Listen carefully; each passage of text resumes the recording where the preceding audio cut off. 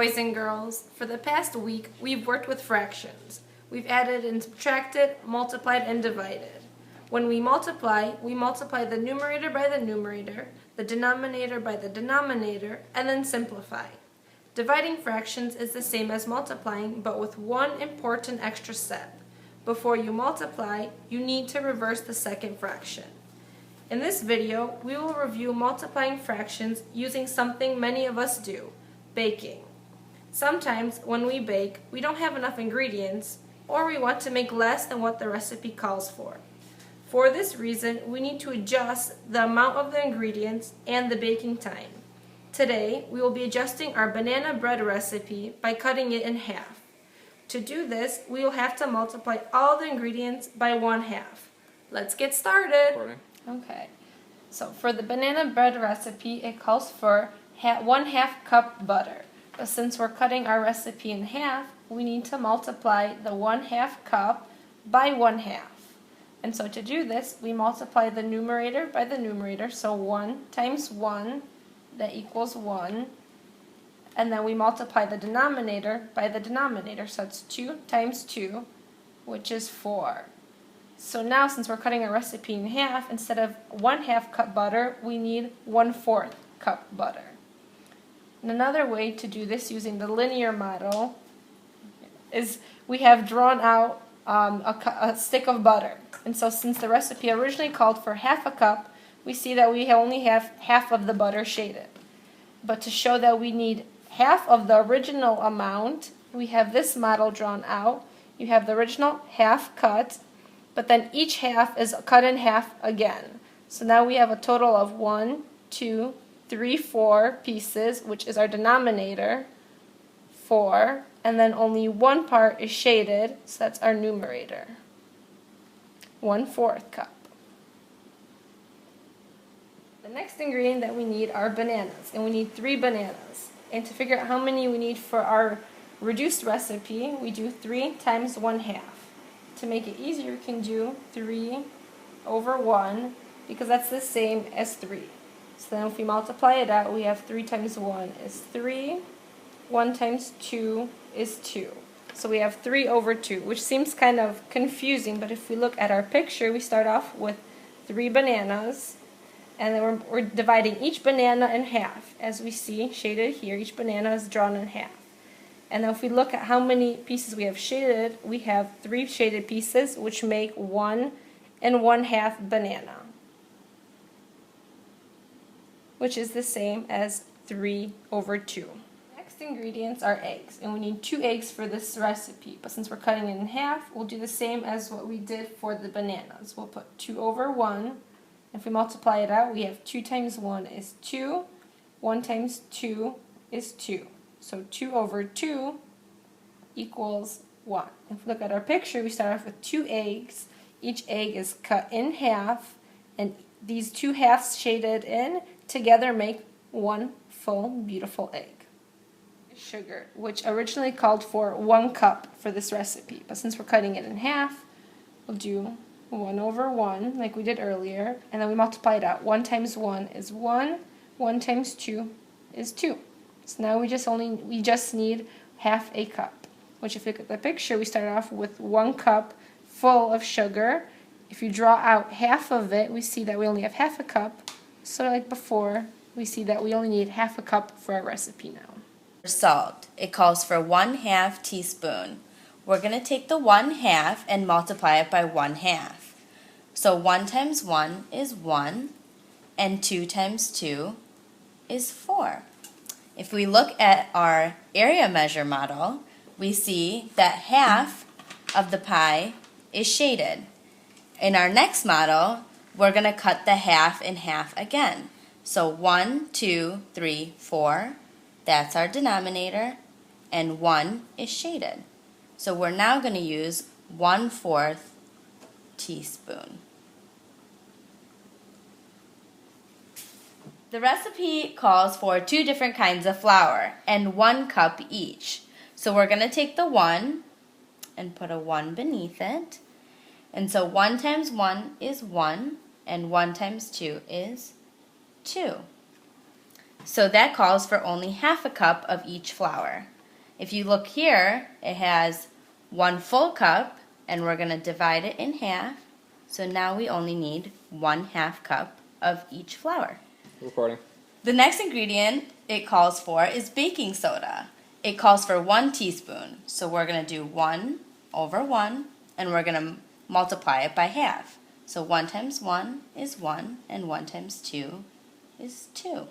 If you look here, we have 1 full teaspoon, which is what the recipe calls for, and we're going to multiply it by half. So we cut the teaspoon in half. Now we only need 1/2 teaspoon. We have one last ingredient that we need to get ready for our recipe. We need to get some hot water. We need 1/3 of a cup according to the recipe. But we're dividing or multiplying by 1/2, so let's figure it out. Again, 1 times 1 is 1, and 3 times 2 is 6. And that's of a cup. So here we've got our area model, and we've colored in one of the thirds, and then we're going to divide the third in half. And we have to do that for all of them so we can figure out what our denominator is. And then we count it around, and we hit 6, and we only have 1 colored in, so that's our numerator. Now, 1/6 of a cup is something we don't normally have when we measure with ingredients, so we're going to have to convert this into teaspoons and tablespoons, but we'll do that in the next part while we're putting all our ingredients together.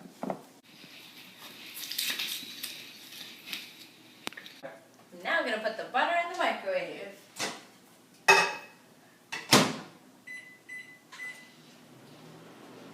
Steven's going to add our 1 1/2 banana to the blender for our recipe.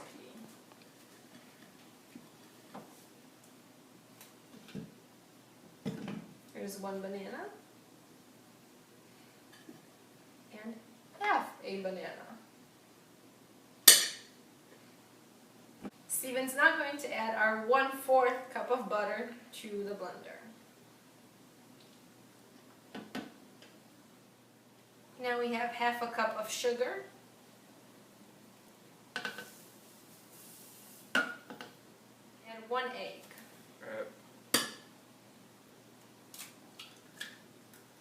We're now going to blend the ingredients together.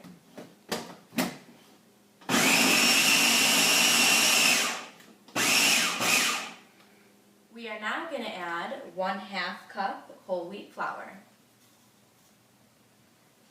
We will now add 1/2 cup of all-purpose flour. All right. We'll now add 1/2 teaspoon of baking soda. Now add 1/4 teaspoon of salt, but since we don't have a 1/4 teaspoon, we're going to add 2 1/8 teaspoons. All right, we're going to add some water, hot water. Now, normally, 1/6 of a cup is not a measuring thing that we see in our measuring cup. We usually have half and 1/4 cup. So 1/6 of a cup would be 2 tablespoons and 2 teaspoons. And we figured that out by converting and doing all kinds of fun stuff that we'll talk about later.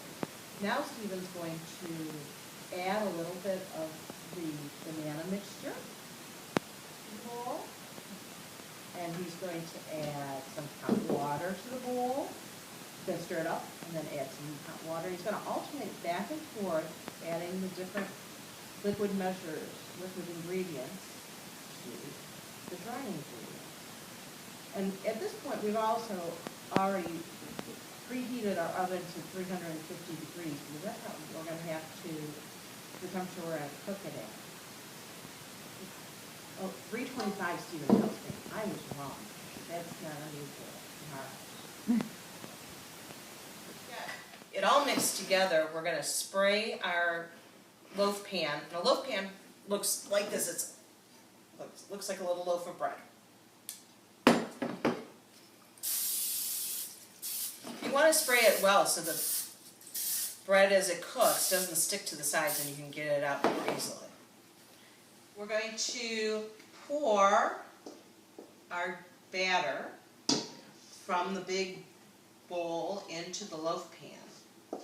Now, one of the interesting things that happens when we only do half recipe is that we have to adjust the baking time too, because normally for a full recipe it calls to bake for an hour and 10 minutes or 70 minutes. And with half a recipe it's not going to be as tall, so we're going to have to adjust our cooking time as well. So we're going to set it for about a half an hour and see how done it is at that point, because we don't want to get it over baked. And it'll probably need about 5 or 10 more minutes to bake at that point. So we'll see you later when we've got our banana bread out of the oven. Okay, our oven's preheated to 325, so in the oven it goes. Can't wait to see what it looks like in about a half an hour. Yeah. Okay. Oh, yummy, yummy.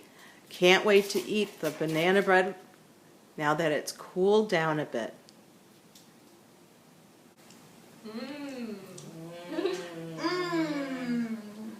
Yummy. Learning with fractions is lots of fun. And delicious.